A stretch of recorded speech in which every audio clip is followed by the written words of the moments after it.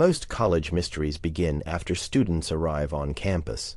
A strange roommate, an abandoned building, a rumor passed from one orientation group to another. The mystery surrounding Blackwood University's North Hall began before one freshman ever stepped through the front door. According to university records, he had already arrived. The first indication that something was wrong came on August 18th, 2 days before classes officially began. Move-in week was in full swing. Parents carried mini refrigerators through crowded hallways.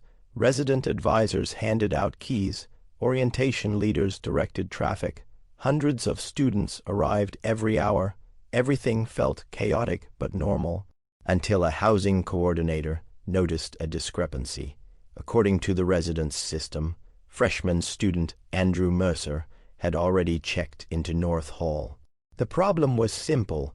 Andrew Mercer was still 300 miles away, at least according to his parents. At first, nobody considered it important.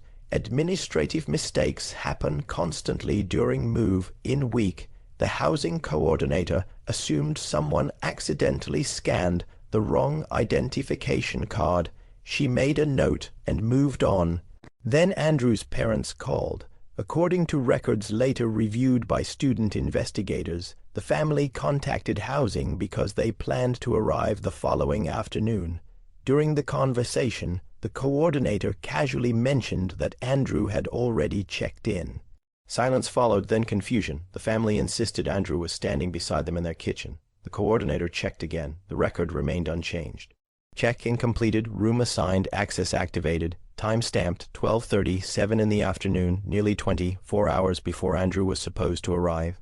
At first, everyone assumed the issue would be resolved quickly. It wasn't. Housing staff reviewed the entry logs. The system showed a valid scan, a valid identification number, a successful room activation.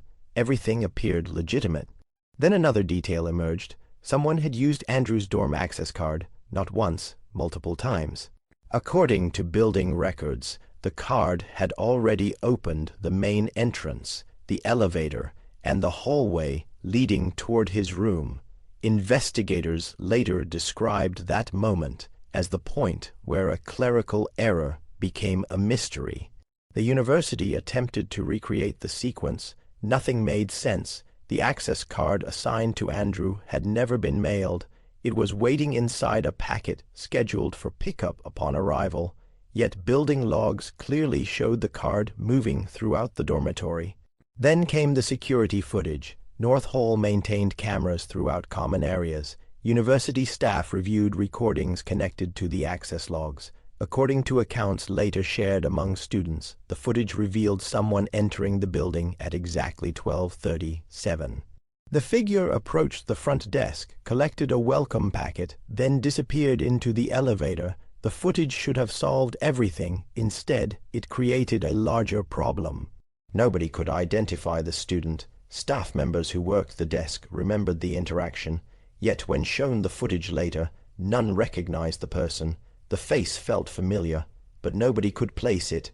Then Andrew finally arrived the following afternoon. After hearing about the situation, he immediately reviewed the footage. According to multiple accounts, he became visibly uncomfortable, not because he recognized the student, because he thought he should. The figure looked vaguely familiar, like someone he had seen before, yet he couldn't explain where. Students following the investigation later described the feeling repeatedly, familiarity without recognition. The same sensation frequently associated with another Blackwood mystery, Daniel. At first, investigators dismissed the connection. Daniel seemed attached to everything: the face in the camera roll, the passenger in seat 18C, Hawthorne Lane, the missing hours, yet the similarities kept appearing. Then another discovery emerged: Andrew's room. According to maintenance records, someone had entered the room before his arrival. The bed had been unpacked. Several university brochures were arranged neatly on the desk. A campus map lay open. Most disturbing of all, Andrew's orientation schedule had been highlighted. Specific events were marked, certain locations circled. Nobody could explain who had done it. Andrew insisted he had never seen the schedule. His parents confirmed the packet remained sealed until move-in day. Yet someone had apparently reviewed it already. The investigation spread quickly among freshmen. Many students had followed earlier Blackwood mysteries during orientation week, the selection weekend, the society house on Hawthorne Lane, the face in the camera roll. Now, a new mystery emerged inside the dorms themselves. Then another witness came forward. A resident advisor working on the 5th floor reported seeing a freshman walking through the building late at night several days earlier. At the time, nothing seemed unusual, but after seeing the security footage, she became convinced it was the same person. According to her account, he appeared completely comfortable navigating the building despite arriving before most students. He never checked signs, never appeared lost, never hesitated. The description immediately reminded investigators of someone else, Daniel, the student who always seemed to know where he was going. Then another layer surfaced. Several incoming freshmen claimed they had seen the mystery student during orientation. One believed he attended a welcome event. Another remembered seeing him outside Hawthorne Hall. A third claimed he appeared briefly in a group photograph. The images were reviewed. Nothing definitive emerged, yet the pattern continued. The same face, the same uncertainty, the same inability to identify him. Then a computer science student became interested. He began analyzing access logs from North Hall. What he discovered changed the investigation.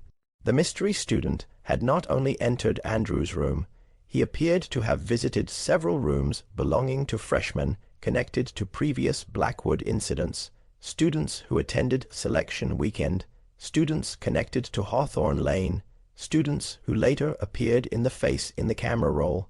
The overlap became impossible to ignore.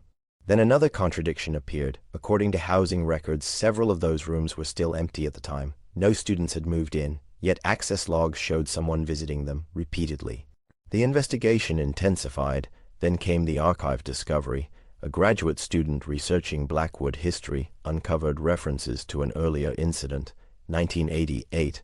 A freshman reportedly arrived on campus to discover someone had already checked into his room. The records looked remarkably similar. Access logs, witness accounts, an unidentified student. The case was never solved. Then another, 1971. Again, an incoming freshman discovered evidence that someone had occupied his room before arrival. Again, no explanation. Again, no identified suspect. The historical parallels stunned investigators. The same pattern appeared across generations. Then came the most unsettling discovery of all, a photograph. The image surfaced from an orientation archive dated 1998. Hundreds of students filled the frame, nothing unusual, until someone zoomed into the background. Standing beside North Hall was a young man, dark jacket, neutral expression, looking directly toward the camera. The resemblance was unmistakable. The same face from the security footage, the same face from the airport photographs, the same face from the bonfire. Daniel.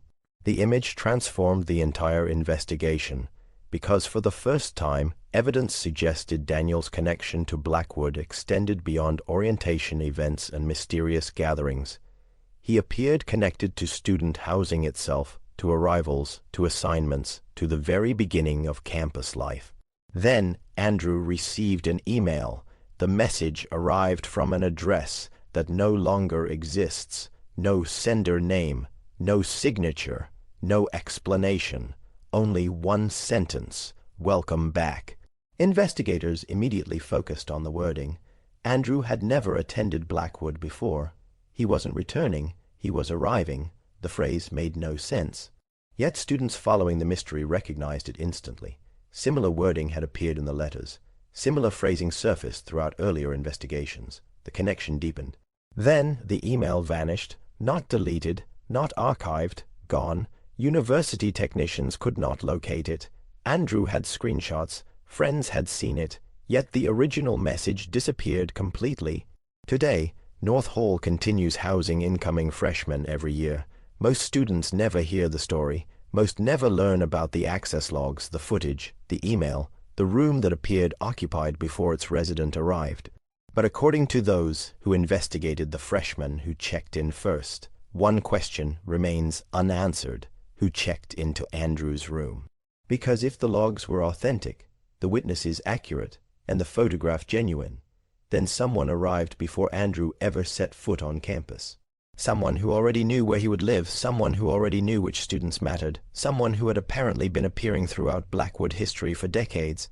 And if the final email is real, then the most disturbing possibility is not that Daniel arrived first. It is that Blackwood expected him to. Because, according to the mystery, some students may arrive at the university for the first time, others may simply be returning, and somewhere inside North Hall, the records may still show who checked in before everyone else.